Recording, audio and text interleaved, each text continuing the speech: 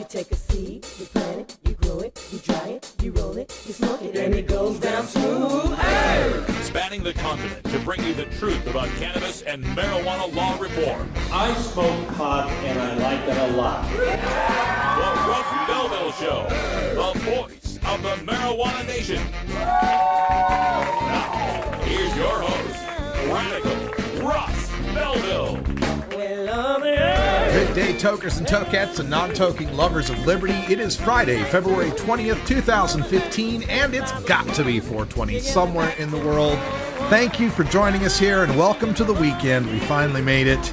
And boy, it's hard to believe that we're almost all the way through February of 2015 already. Amazing how time flies when you legalize. All sorts of stuff to bring to you today. Our final day of coverage from the International Cannabis Business Conference that took place last weekend in San Francisco, California. On the show today, one of my favorite pieces of video. We have got Steve DeAngelo from Harborside Health Center. He sat down for a one-on-one interview with Steve Bloom on stage at the Cannabis Business Conference.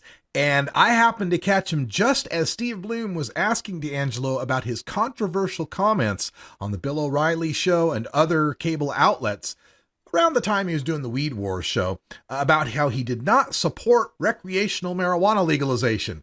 It was pretty interesting to see that finally get addressed in a public forum. We've got Steve DeAngelo's answer for you coming up at 5:30. Also on the show, DeAngelo was gracious enough to sit down with me for an extended interview. We talked about Melinda Haig and her attacks upon Harborside and how he is dealing with that and other issues at America's largest marijuana dispensary. So stay tuned. Plenty from Steve DeAngelo coming up on this show. And then right after that, we've got a sit-down interview with Rick Steves, who had given the keynote presentation on Monday. Rick sat down and we discussed how Europe is reacting to American legalization and other topics having to do with his great expertise on European travel. Also on the show today, we have got a couple of shorter pieces from the ICBC. David Lampak from the ICBC will be here. He's one of the co-founders of Steep Hill Labs, and he'll talk to us a little bit about that industry. And then Rick Frommer, a dispensary owner, will talk about his experiences, all from the International Cannabis Business Conference. But of course, we also have the 420 radio news we have to get to in the headlines today. We have two new bills at the federal level to hasten the end of marijuana prohibition in America. We've got good news in the Kettle Falls 5 case, although it's a little bit bittersweet. We'll tell you about Judge Rice's dismissal of charges against one of the Kettle Falls 5.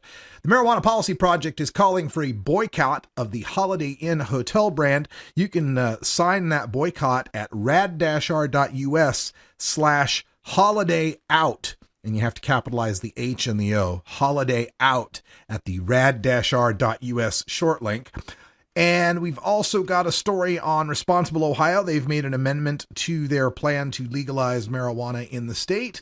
And in Hawaii, they're attempting to get marijuana decriminalization passed. There was some testimony this Wednesday before the Senate Health Committee. We'll talk about the progress of the Hawaiian decriminalization bill. And then we'll take things into hour two. And in Toker Talk Radio, a few topics to bring up, including the possibility of a pot shop related sitcom coming to NBC entitled Buds.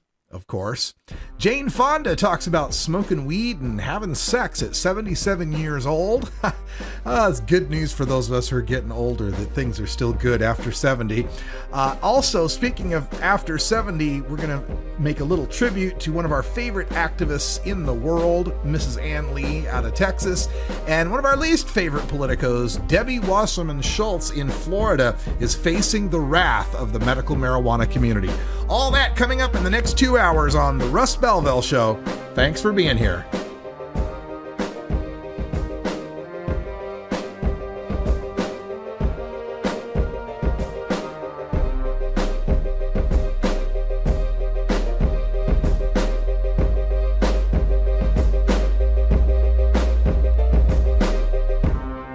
You're tuned into the Russ Belville Show, the voice of the marijuana nation. 420 Radio, your ticket to the High Times Cannabis Cups. Oregon has joined Washington and Colorado in legalizing marijuana. We're Portland NORML, the national organization for the reform of marijuana laws chapter in Portland, Oregon. Join us as we celebrate the launch of an exciting new era in marijuana freedom in Oregon. Our job has just begun. Powerful interests want to white out the most important portions of Oregon's legalization law. By joining Portland NORML, you add your voice to the thousands who voted for Measure 91 and want it to be implemented as written. The people have spoken. Now it is time for the legislature to obey the will of the people. Find out more about Portland NORML at portlandnormal.org. Attend our monthly membership meetings on the fourth Saturday of the month. See our website for more details.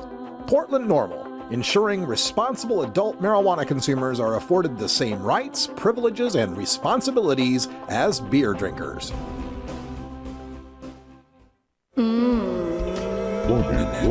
I like it like that. Well, I don't know what you came to do, but what we came to keep the funk alive. That's right, baby. We're keeping the funk alive right here at Big Daddy Fink's Funky Roller Ring, your groovy home of soul, funk, and disco. So join me, Big Daddy, every Thursday night at 11 Eastern, 8 Pacific at the Funky Roller Ring, where every night is Saturday night.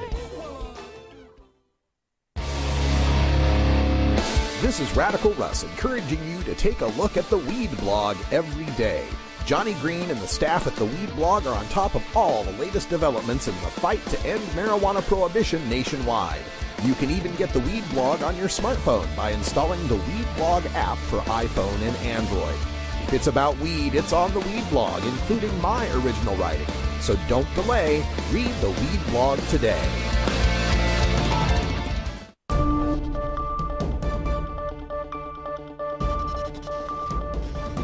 It's time for the 420 Radio News, covering the latest headlines in consumer cannabis, medical marijuana, and industrial hemp. Transcripts of 420 Radio News are available daily on our website at 420radio.org. Now, here's Russ Belville with your marijuana headlines in 4 minutes and 20 seconds. This is your 420 Radio News for Friday, February 20th, 2015. U.S. Representative Earl Blumenauer of Oregon and U.S. Representative Jared Polis of Colorado have introduced two bills that will hasten the end of federal prohibition of marijuana. Representative Polis has introduced H.R. 1013, the Regulate Marijuana Like Alcohol Act. This legislation would remove marijuana from the schedule set by the Controlled Substances Act, transition marijuana overnight from the jurisdiction of the Drug Enforcement Agency to the Bureau of Alcohol, Tobacco, Firearms, and Explosives, and regulate marijuana like alcohol by inserting into the section of the U.S. Code that governs intoxicating liquors. Representative Blumenauer has introduced H.R. 1014, the Marijuana Tax Revenue Act of 2015. This legislation would impose a 10% federal excise tax on the sale of marijuana for non-medical purposes, rising to 25% as the legal market displaces illegal sellers. Medical marijuana sales would be exempt from the tax. On Wednesday, U.S. District Court Judge Thomas O. Rice dismissed multiple federal marijuana charges against 71-year-old Larry Harvey, patriarch of the Kettle Falls Five, because of his deteriorating health brought on by stage 4 cancer of the pancreas, which has begun to spread to his liver. But Harvey's reprieve remains bittersweet. His family members, who were charged along with him, still collectively face the possibility of decades in prison. Quote, "My wife, Rhonda, is my sole caregiver," Harvey said Thursday. "If Rhonda goes to prison, I don't know who will take care of me. I will probably have to leave our home for good and move into a nursing facility," end quote.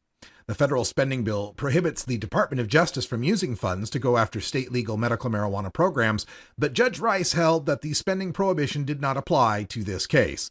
The Kettle Falls Five trial is slated to begin next week.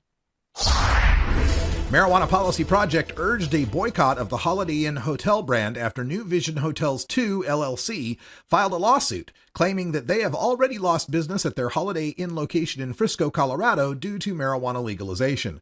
The suit argues that under the U.S. Constitution's Supremacy Clause, which states that federal law generally takes precedence over state law, Colorado's regulation of recreational marijuana is unconstitutional because marijuana remains illegal at the federal level. On Friday morning, MPP called for the boycott in an email newsletter sent to about 200,000 subscribers, as well as on its Facebook and Twitter pages. MPP also launched a Change.org petition calling on New Vision Hotels 2 to withdraw its lawsuit and urged Holiday Inn's parent company, Intercontinental Hotels Group, to support a withdrawal of the suit. At the time of this show, the petition had already received over 6,000 signatures. The group wanting to legalize marijuana in Ohio, but to limit growing to 10 regulated commercial sites, released a revised plan Wednesday that would allow Ohioans to grow smaller amounts at home. Responsible Ohio wants to legalize marijuana for medical use and for personal use for adults over age 21. The group's plan would limit growing to 10 commercial sites promised to campaign backers, allowing adults over age 21 to apply for licenses to manufacture marijuana edibles and other items and own retail stores. The revised amendment allows adults over age 21 to own up to 4 flowering plants and possess up to 8 ounces of dried marijuana for personal use, as long as they first obtain a home grower's license from a yet-to-be-created commission. A license would cost $50, but all other requirements would be left up to the commission to decide. Supporters of a bill to decriminalize marijuana in Hawaii took turns testifying before the Senate Health Committee Wednesday.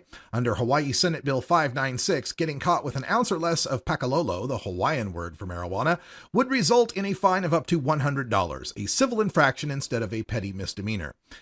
Pamela Lichty pointed to her testimony as to how the laws in 19 other states, plus cities and counties, that have decriminalized marijuana have not affected use among either youths or adults, and how polls in Hawaii support it. She's the president of the Drug Policy Action Group. But law enforcement, Catholic groups, and anti-drug advocates told the committee that marijuana is a dangerous habit-forming drug. The committee passed the bill after making some amendments. This has been your 420 Radio News for Friday, February 20th, 2015. I'm Russ Belville.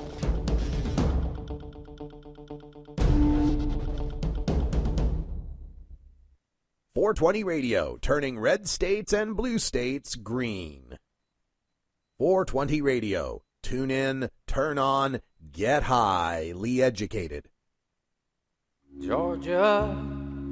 Hi, this is Willie Nelson. Alcohol prohibition didn't work in the 1920s, and marijuana prohibition isn't working today. It's time we stopped arresting responsible marijuana smokers. It's the fair thing to do. For more information, contact NORML, the National Organization for the Reform of Marijuana Laws. Call toll-free 888-67-NORML or visit their website at norml.org.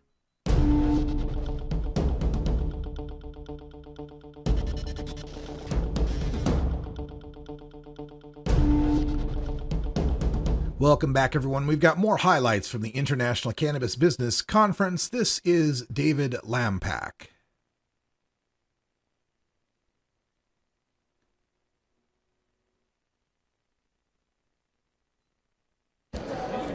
Welcome back to the International Cannabis Business Conference in San Francisco, California. I'm sitting here with David Lampak. He's the founder and chief executive officer of Steep Hill Labs, the first cannabis testing lab, I understand. Is that correct? That is correct. Fantastic. Thank you for being here. Sure. I'm really excited to talk to you because I'm from the state of Oregon, Portland, Oregon. We just passed marijuana legalization. And I've been following the industry and the development of legalization throughout the states, and I found a very interesting phenomenon in Colorado and in Washington State.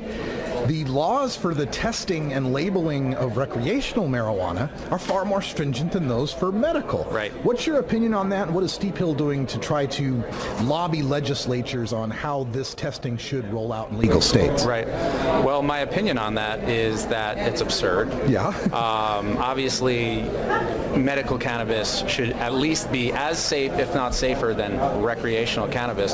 The reason that happened was because the medical cannabis legalization that occurred first in these states, and those were by referendum, and those referendums didn't require testing. And so when that developed, there was no initiative to have quality assurance testing. They learned from that experience and then passed recreational and decided to test, which is the sensible way to go. But because of the way referendums work, you can't just go back and change the will of the people, essentially. Like a do-over kind of thing. Yeah. So another issue that I've reported on in the past, and this one came out of Colorado, was, I want to call it a sting operation, but investigations by local news there that found tested and labeled, particularly edibles, were not living up to what was on the label. Things that were labeled 100 milligrams was coming in anywhere from 5 to 160. So Steep Hill did that testing. It was for the Denver Post in Colorado, and we also did a similar test for CBS News in the Bay Area. Same exact results. I don't know why producers and processors of edibles would ever put 100 milligrams on a label. There were some that were coming up at 0.5 milligrams of THC. Yeah, I remember that company fortunately is now out of business. Good. But there were a lot of misses by lesser factors, but the fact is that you do the testing, you can get it dead on every time. And we have clients who do that over and over and over again, and those guys get it right. So it's not impossible to do. You can make a 100 milligram chocolate bar that's always 100 milligrams. That happens in every food industry in the country. So what's to explain the wildly disparate numbers some of these people were getting? Just lack of understanding how to. I think in some cases it's a genuine just sort of lack of awareness, and it was sort of an honest mistake. But in others it's really just fraud. So I think greed is probably a pretty strong explanation as to why that happens. Of course, other things that have to be tested for: mold, mildew, contaminants, pesticides. Are there any areas in testing that are new frontiers that we hadn't thought about previously? Yes, absolutely. We just came out with a product called GenKit, which is a DNA-based diagnostic that tests for the sex of the cannabis plants. So it's not safety related, but it's good for especially outdoor growers. They can, put their plants to seed, and then right when they come up, they can test the leaf material and know if it's a female or a male. Then it reduces raw materials, time, resources, things like that go into growing twice as many plants to arrive at a number half as large, because 50% are male, and males will pollinate the plants and make them essentially worthless.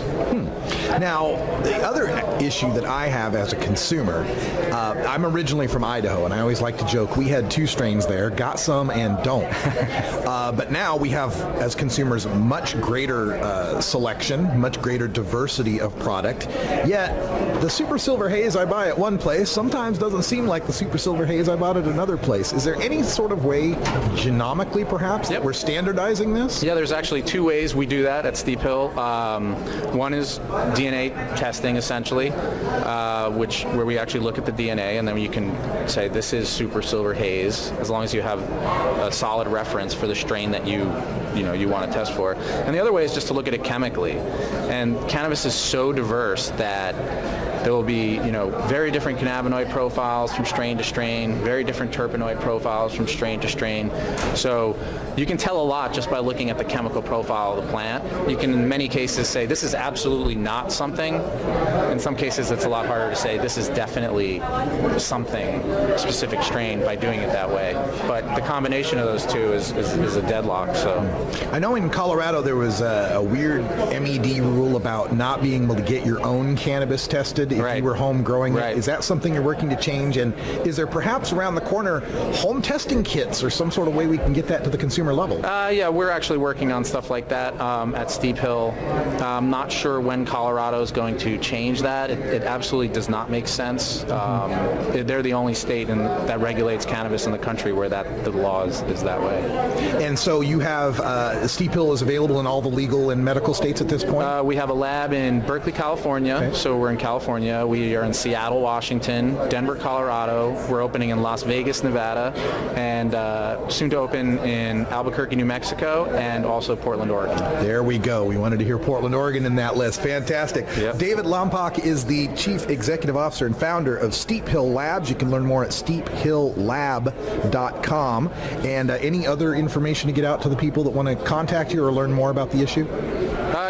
Check out our website, get active, make sure that cannabis regulation gets, sensibly put in place in your local jurisdiction, and, let's make sure we educate patients and consumers as to what they're consuming, because they have that right to know.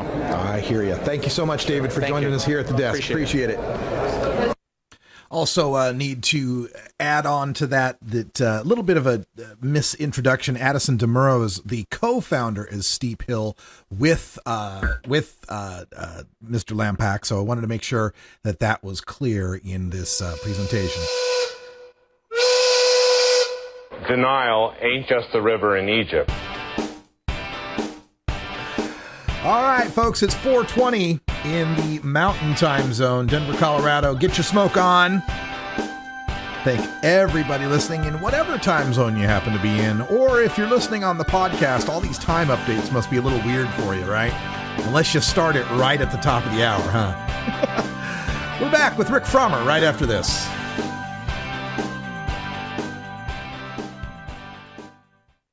.420 Radio, the world's voice of marijuana legalization. Get.Buzz.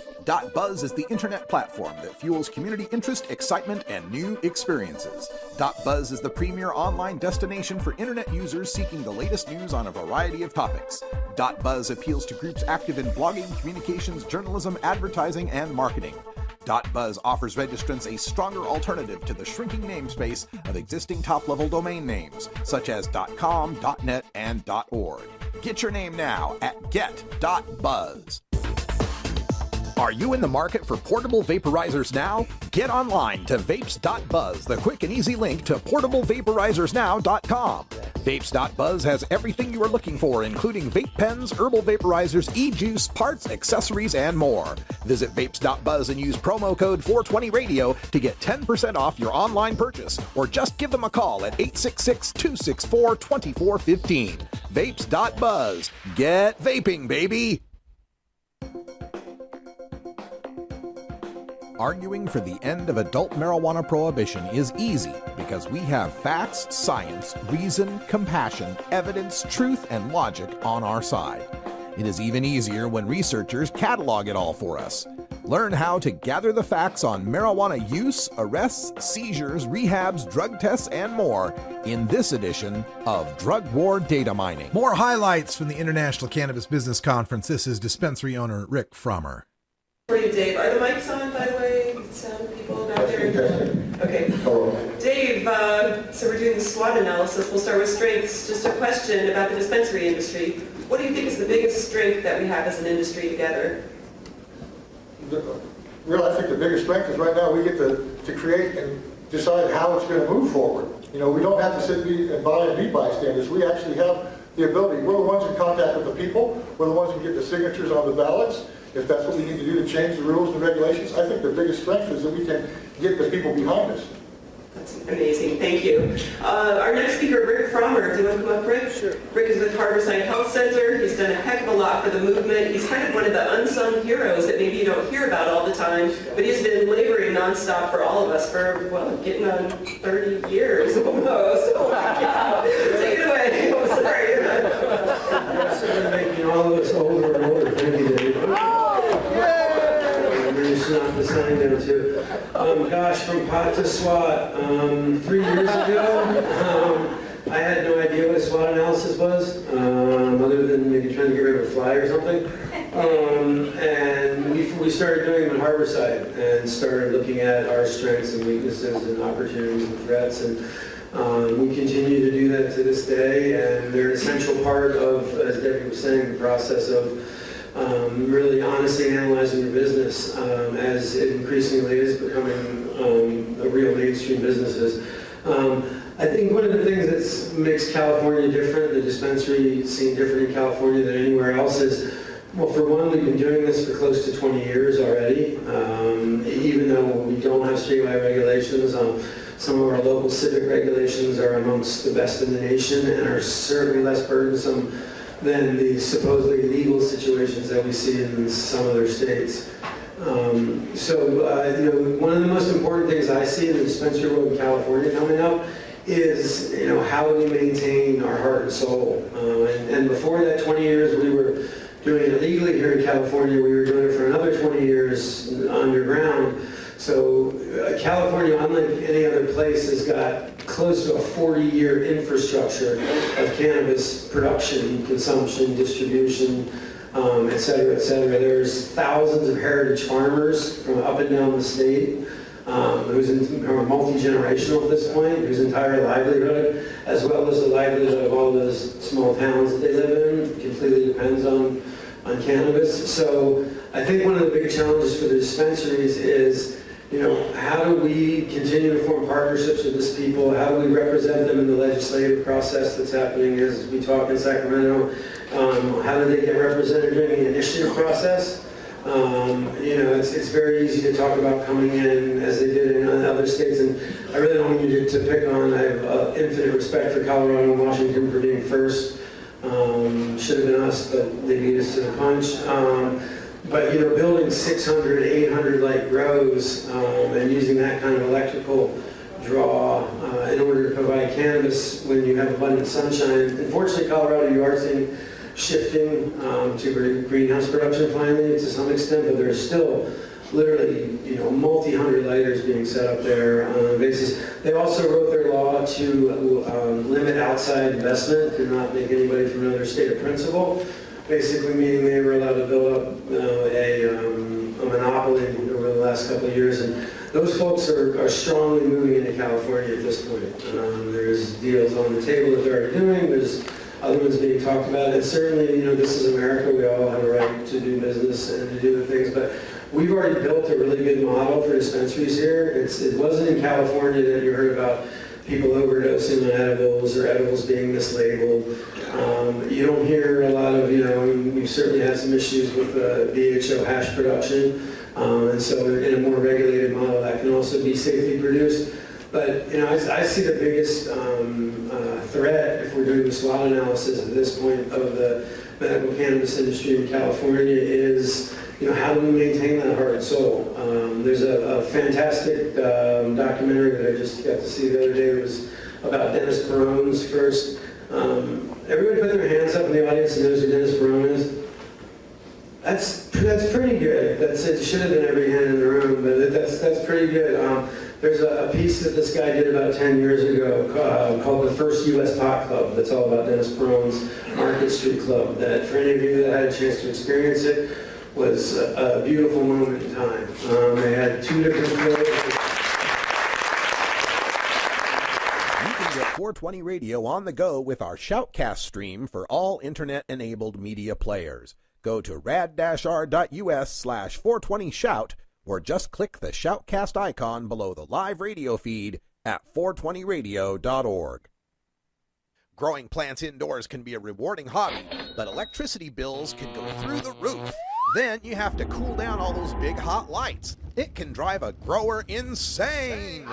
With Lush LED lighting, you can solve many of these issues and double your rewards. Matt and his scientists have developed the perfect light for flowering plants with far less cost and heat. And the results? Very effective. Check out LushLEDlighting.com right now and tell them Radical Russ sent you. The law offices of Omar Figueroa would like to remind you to stand up for your rights. If you are detained or arrested, treat law enforcement with respect and stand up for your rights by repeating, "I respectfully invoke all of my legal and constitutional rights. I do not consent to any search and seizure. I want to remain silent, and I want to speak with my attorney." Please contact the law offices of Omar Figueroa at 415-489-0420 or 707-829-0215 or on the web at omarfigueroa.com.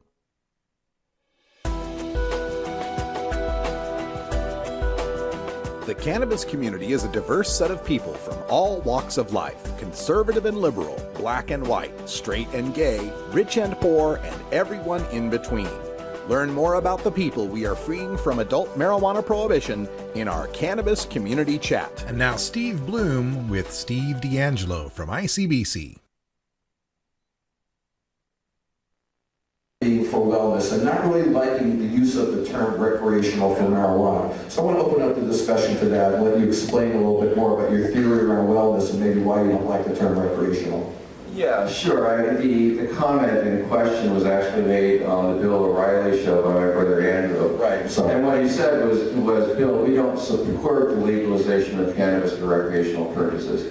This was the first time Andrew had been in front of somebody like Bill O'Reilly. What he meant to say is we don't advocate for recreational cannabis because we advocate that cannabis should be used for wellness purposes. I think that when the categories of recreational cannabis on one hand and medical cannabis on the other hand are a false choice. I believe that the vast majority of cannabis use is for wellness purposes. Now, I define that really broadly, right? Certainly includes things like cancer, Alzheimer's, multiple sclerosis, Parkinson's, all the grave diseases that we know that cannabis can palliate or even cure. It includes things like anxiety, insomnia, depression, right? Ongoing chronic conditions that can really sap the quality of somebody's life. But it also includes things like sparking your creativity, extending your sense of patience, waking up your sense of play, enhancing the flavor of food or the sound of music or the touch of your lover's skin, or opening you to an intensity of spiritual experience that you might otherwise not be able to access. This is not about recreation. It's not about intoxication. It's about enhancing the very most precious and important parts of our lives. So I think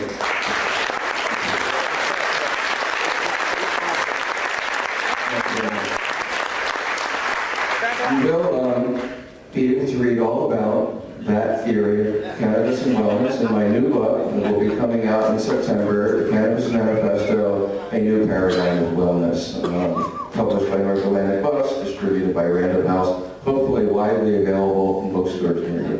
I was telling Steve that it looks a lot like the Emperor wears no clothes. I think he's trying to channel Jack, we're going to get it out there on hemp tour, right? If I can effectively channel Jack, I will be very happy with my work. We'll sell millions of copies of this book. We just heard from Troy Dayton talking about ArcView. You're one of the co-founders of ArcView. Tell us a little bit about. I'm kind of interested in this. What I've been hearing the last couple of days here is a lot of mixed emotions around the Green Rush. It's like, let's hold it back. It's going too fast. It's not us, it's them. There's a great divide between the old and the new. You're doing ArcView. You're helping new companies raise money. There's a concern about the older people in this industry getting left behind. So it's funny because this is a business conference, but there's been a lot of somewhat anti-business sentiment running through the conference. Let's hold it down. Let's not let it get out of control. Let's not the corporations take over and leave us behind. How do you feel about all of that, the whole Green Rush? How do you deal with it?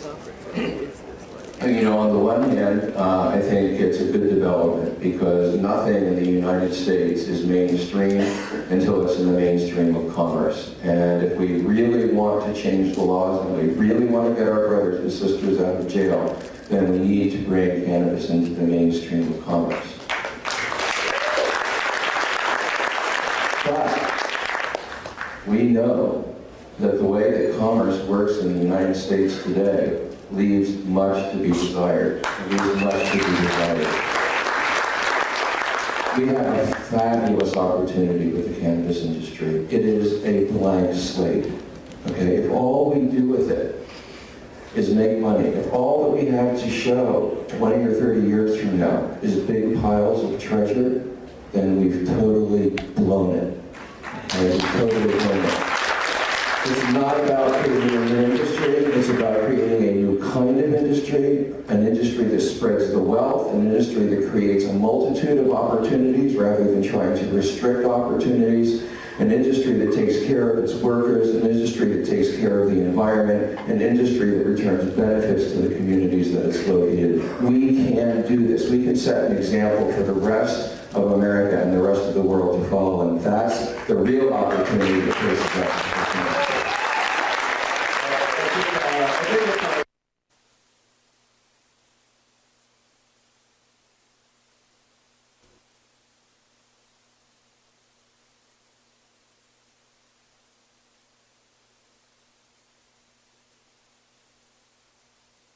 Welcome back, everyone, to the International Cannabis Business Conference. We're here at the desk with Steve DeAngelo from Harborside Health Center, the ArcView Group, Steep Hill Labs, and yeah, we. That's why you got that's that why I have hat, the man. flat hat, you see. I forced Steve to take the hat off so he could use the headphones. I've got to get those earbuds or something.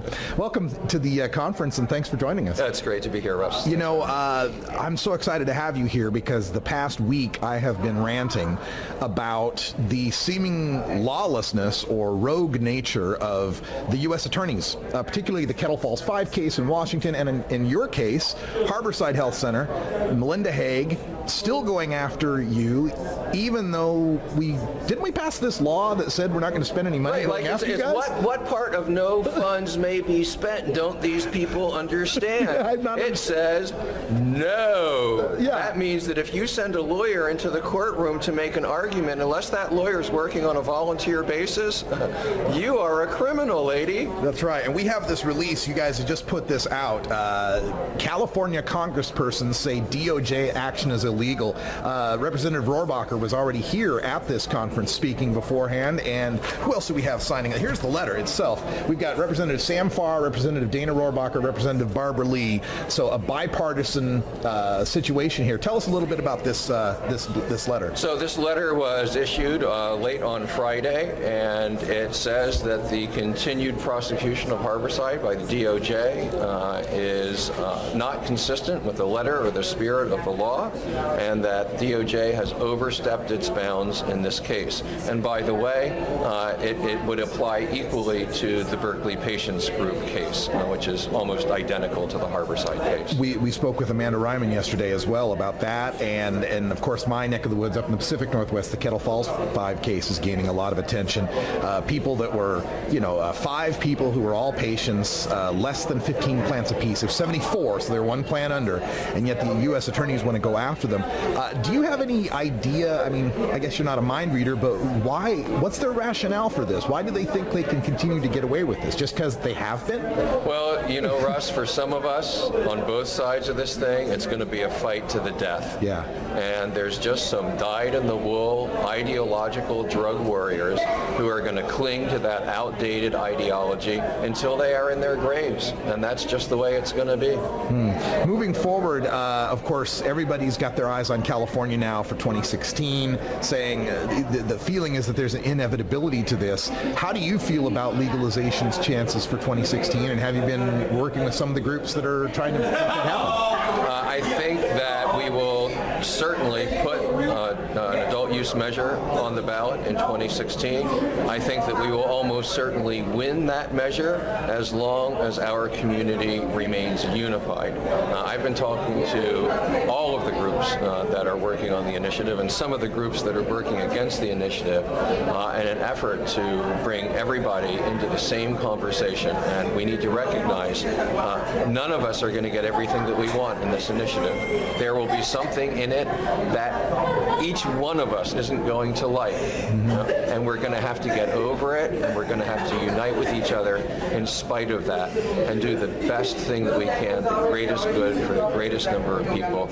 We can't lose it this time. I hear you. We've got another aspect of this that is near and dear. Well, I shouldn't say dear, but this is something I should ask you about, and that is the 280E situation and what's happening at the federal level to allow businesses like yours and many of the ones that are here at this conference to be able to deduct the expenses that every regular business gets to deduct. What's the latest on that? So, 280E still remains a dagger at the throat of the entire industry. It basically says that you can't take any of the normal, usual deductions that every other business in America can take, and you're taxed on your gross revenue.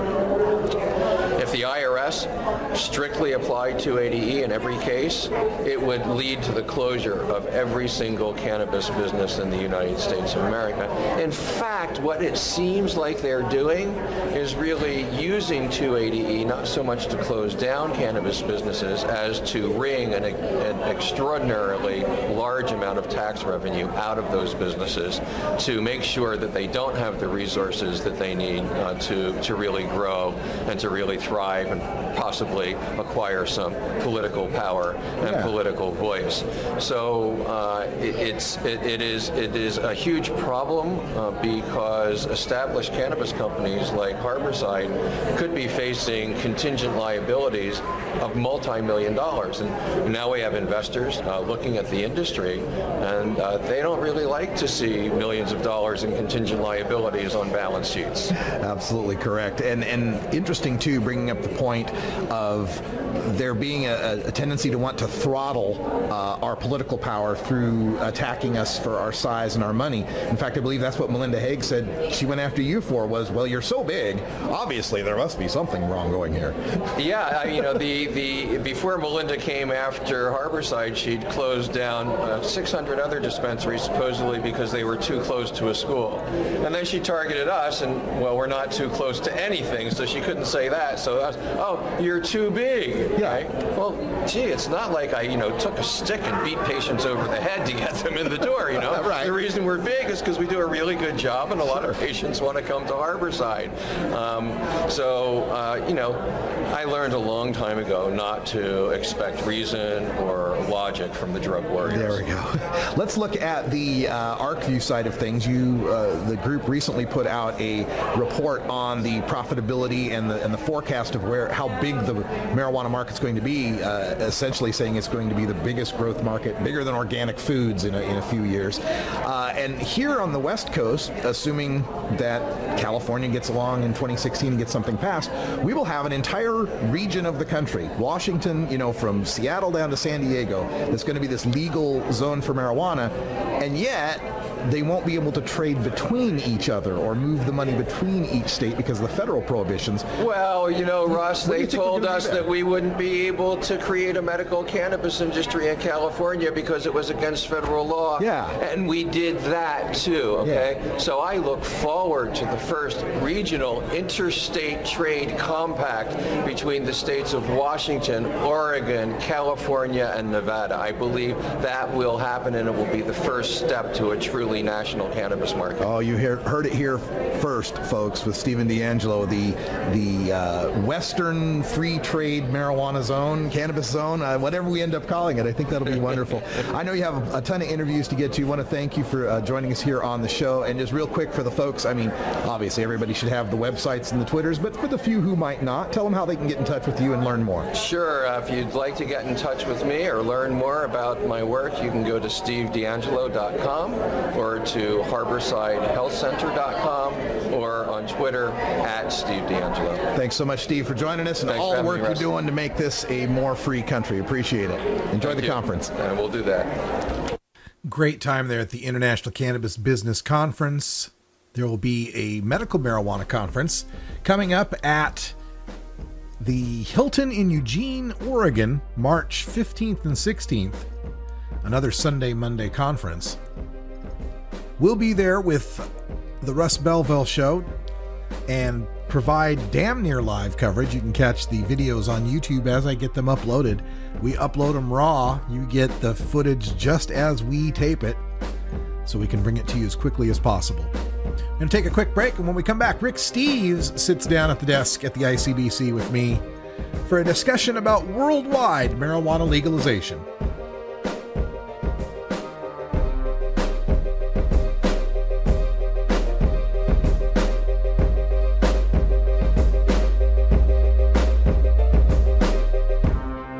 You're tuned into the Russ Belville Show, the voice of the marijuana nation.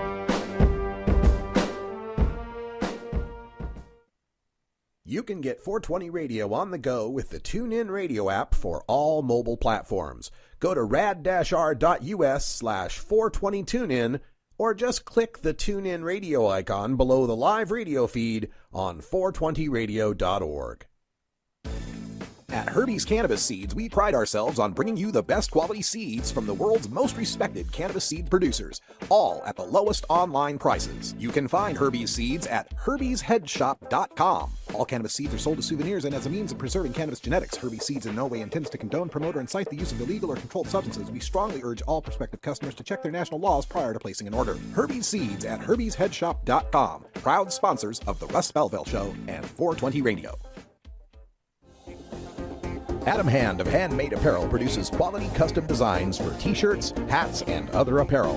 Handmade Apparel is the official design shop for 420 Radio among many clients who rely on Adam Hand for everything from short-run custom projects to full-run clothing lines. Visit handmadeapparel.biz to browse the selection of handmade gear or to get a personal quote for your own designs. Handmade Apparel, a proud supporter of 420radio.org.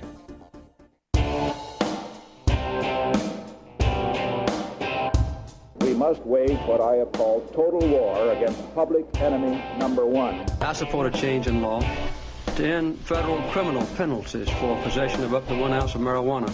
That marijuana, pot, grass, whatever you want to call it, is probably the most dangerous drug. Some think there won't be room for them in jail. We'll make room. I experimented with marijuana a time or two, and I didn't like it and didn't inhale. And one major responsibility is to encourage people to use less drugs. Entirely legitimate topic for debate. Radical Rant. All right, folks, our final bit of coverage from the ICBC. Rick Steves sat down at the desk with me to discuss the changing politics of marijuana across America and how that is affecting people in Europe and around the world. Enjoy. Welcome back, everyone, to the International Cannabis Business Conference here in sunny San Francisco, California. And joining me here at the desk, we have Rick Steves.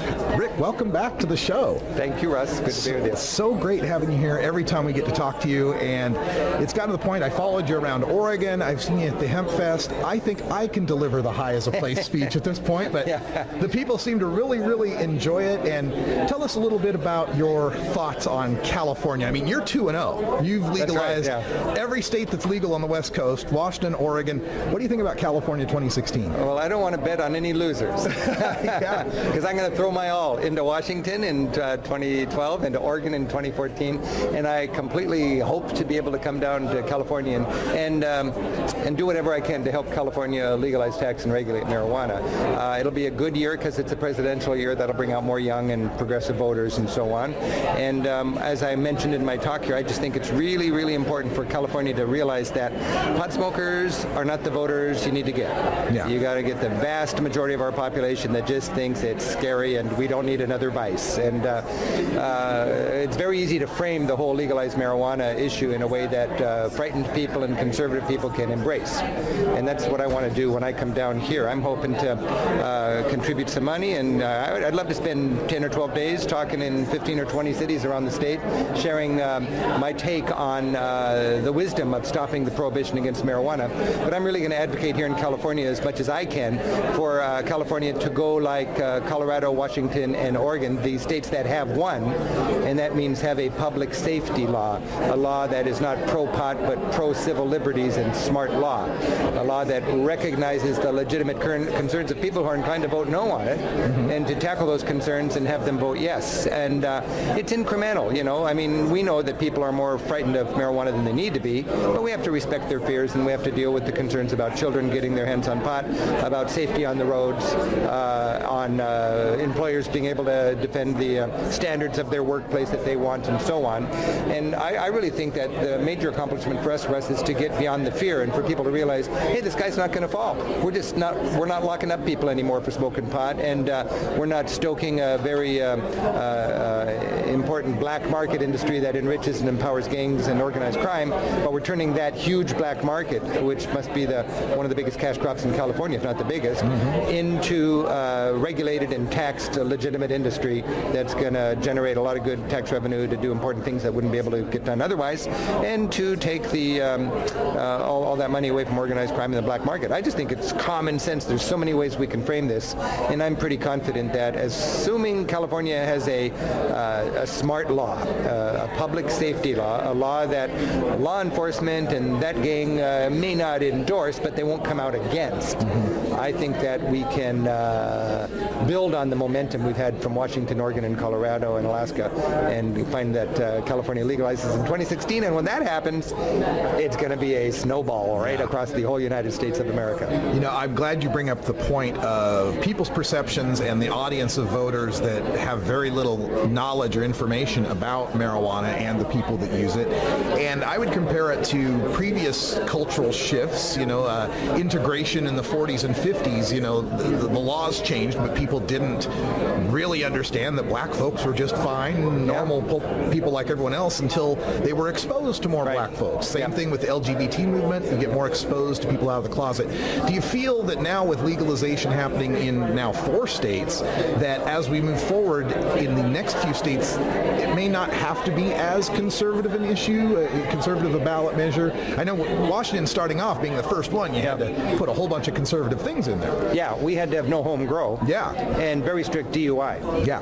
And, you can Monday morning quarterback all these things, but I think it's very important to compare not the ideal law, but the status quo compared to what you can certainly pass. And then remember, once you pass it, even if it doesn't reach as far as you wanted it to reach, people will get comfortable with it, and then it will evolve further. Legislators can tweak it, We're seeing that in Washington with the city attorney, Pete Holmes, is calling for vapor lounges, a kind of a coffee shop-ish sort of situation where people have a public use venue.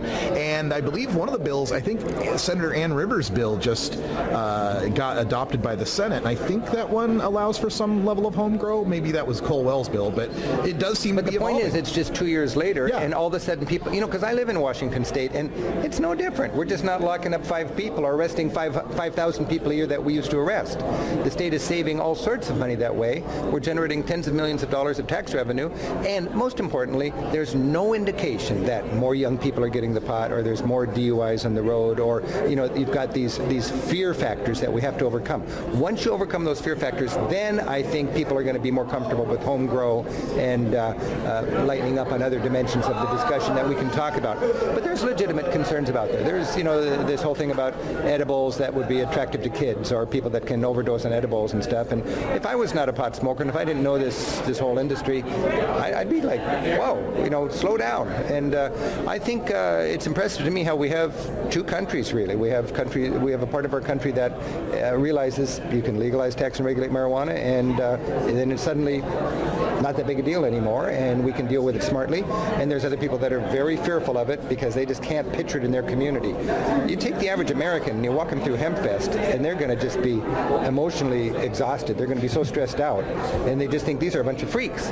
Well, they're not a bunch of freaks. They're a bunch of citizens, and they're there whether you like it or not. It is a culture within our beautiful, multifaceted United States of America, and it's just very, very important to recognize people's civil liberties. And getting back to your basic question, do future states, can they be more aggressive with their bills? Different states can try, but I would not want to lose this opportunity in California, because you got to make it happen on a presidential election year, because you need more young voters and more voters out. You gain, I don't know, I'm not a political wonk, but you probably gain 5 or 6 points in the election by going in a presidential year instead of an off year. So California has to do it in 2016 because we want to keep the momentum going. I was just talking from people from the Midwest, and they've got initiatives brewing, and if California fumbles, it sets us way back. And I don't want to wait another 10 years for this. Absolutely. So I want a law that is going to, frankly, that's going to upset a lot of cannabis activists in California, and I want to win it. And then we'll deal with their concerns after marijuana is legal, regulated, and taxed in this great state. I agree. I think it's a lot easier to fight to expand your rights as a citizen than to get all your rights as a criminal, right? Starting as a criminal, very good point. You're arguing, you just got to argue for the acceptance. It's a whole different environment now in Washington. I host political events. I just had Senator Patty Murray in my living room, and I got my bong right there behind her on the shelf. It's legal. There's no question about it. It's a civil liberty. And she's right there talking to her people, hosted by a guy who's got a bong on the shelf. That's wonderful. She's not necessarily in favor of it or against it. She just likes the fact that grassroots democracy is playing out here. We're doing it smart. We're doing it respecting people's legitimate concerns, and we're doing it celebrating civil liberties. That's what America's all about, and you can spin that in the most conservative of crowds. You saw us in Medford in Oregon. That's a famously conservative place. Oh, yes. We got to give our little presentation there, and the Medford newspaper endorsed us. That's amazing that Medford would endorse us, and all of a sudden all these hardcore reactionary types are giving it a different look. That's a huge accomplishment. To get endorsed by the Bellingham Western Washington student newspaper, you don't need that. No. But to get endorsed by the Medford city newspaper editorial board, that's very exciting. We're going to do the same thing in the more conservative parts of California, and I can hardly wait. You brought up the cultural aspect. Walking an average American through Hempfest, they'd see a bunch of freaks. But then again, lots of cultures have lots of freaky things. I look at people that run away from bulls and throw tomatoes at each other in Spain, and I think that's a little freaky. That's pretty freaky, you're right. So one interesting thing that you bring to this, of course, the audience that you generate at these events is skewed much more toward the non-pot smoker crowd. Somebody your mom or grandma is going to want to watch and enjoy. And as you brought this message to them, originally it was the European perspective and how forward-thinking they were moving forward on drugs, and America was prohibitionist and behind the times. Is there an aspect now where the tables have turned a bit and maybe some parts of Europe need to learn a lesson from America? Well, that is interesting because Europe is flying the dream team we had in Washington State to win I-502 and legalize marijuana in Washington State a few years ago. European cities are flying our people over there to help them and talk with them and go to their conventions. Pete Holmes goes over there, Alison Holcomb's going all over the world. Europe is more progressive on marijuana up until now, but they never had the patience or determination or whatever to deal with what they call the gray area. The market. The whole behind the scenes, the wholesaling, the distribution, the production. That was just all, don't tell me about it, and we'll just regulate and tax the retail to the consumer end of it. And now it's very easy to regulate that bit. But to deal with the whole backside of it, as the Netherlands never has, and that's what Washington and Colorado and Oregon are doing, that's complicated. And there's a lot of people that are frustrated in these first leadership states because we don't get the gray area exactly right. Nobody's done it yet, and this is quite an impressive undertaking, and cut us a little slack. It's just 2 years into it, and we're doing something that no other political entity has ever done, is stand up against our government's insistence on criminalizing marijuana, and we're making it a legitimate, regulated, and taxed industry that's going to employ a lot of people and free up a lot of law enforcement to deal with more serious problems. So we'll get the gray area figured out, and I don't mind us being the ones that fall in the barbed wire so everybody can walk over us. I remember you mentioning even the gray area in the Netherlands where the Dutch coffee shops are only allowed to have half a kilo. That's right, yeah, 500 grams is maximum inventory. Yeah. And then the mayor wanted to raise that because of the traffic. Because you can sell a ton of marijuana, but you just can only have 1 pound at a time in your shop. So they're having all sorts of deliveries every day, and the mayor was recognizing just the traffic congestion that was causing. So the mayor, believe it or not, in Amsterdam was advocating to double the allowable inventory to 1 kilo, 2.2 pounds. Wow, that's fantastic. And then final thing, just north of Washington State in Canada, Mark Emery's returned back home. Jody Emery made a run at a Liberal seat that got turned down by the federal Liberals, but Canada seems to have been in their George W. Bush years lately, kind of a political retrograde situation on marijuana. I remember when I was just starting to get ramped up to this in Washington State, our bar association was having a convention, which was the hypothetical, once we legalize, what are we going to do as a society? I mean, this was 10 years ago. And at that time, senators from Canada were coming down and very way ahead of us, very comfortable with this. And then they had this rollback, and I think a lot of it was extortion from the United States government. It's hard for a smaller economy to stand up on an ideal when the consequence for standing up for the truth of the ideal is a trade war with the United States. It's pretty tough to sell to your people, so they don't want to risk that, and they rolled back marijuana.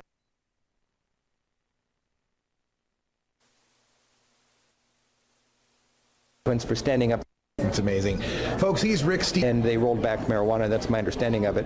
And they've got a pretty vigorous cannabis community up there that wants to stand up for their civil liberties, and right now they're looking at us and being emboldened by what we're doing just south of the border. It's amazing. Folks, he's Rick Steves, at Rick Steves on Twitter, ricksteves.com on the internet, Rick Steves Europe on television, Europe Through the Back Door in the books. Anything else that I forgot to mention? Facebook. Oh, no, what people can do is they can go on YouTube and find my talk. I had a lot of fun giving this talk here in San Francisco, and basically if you just Google Rick Steves and marijuana, you can find my different talks that I give, and maybe you can enjoy some of these ideas that way. It's great stuff. Tell your grandma to watch this stuff. She'll love it. That's my specialty. Thanks so much, Rick. Appreciate you coming by. Okay, happy travels. Once again, another chance to sit down with Rick Steves. He's always been so gracious to me over my years working with Normal and now independently. Always quick to give an interview. Really, really appreciate it. That's all the time we got for Hour 1, but stay tuned for Hour 2, Toker Talk Radio. We'll take your calls at 971-533-7111, and we got a bunch of things to discuss that we've collected from over the week. Politico has outed Debbie Wasserman Schultz as trying to quid pro quo her way back into the hearts of medical marijuana supporters in Florida after 58% of them showed up at the polls. We'll tell you how that's going. Plus, a look at Ann Lee in Texas, Jane Fonda, and other folks of advanced age. Until next time, take care of each other, Tokers. The Russ Belville Show. The Russ Belville Show is blogging and podcasting daily at radicalruss.com. You take a seed, you plant it, you grow it, you dry it, you roll it, you smoke it. You take a seed, you plant it, you grow it, you dry it, you roll it, you smoke it. You take a seed, you plant it.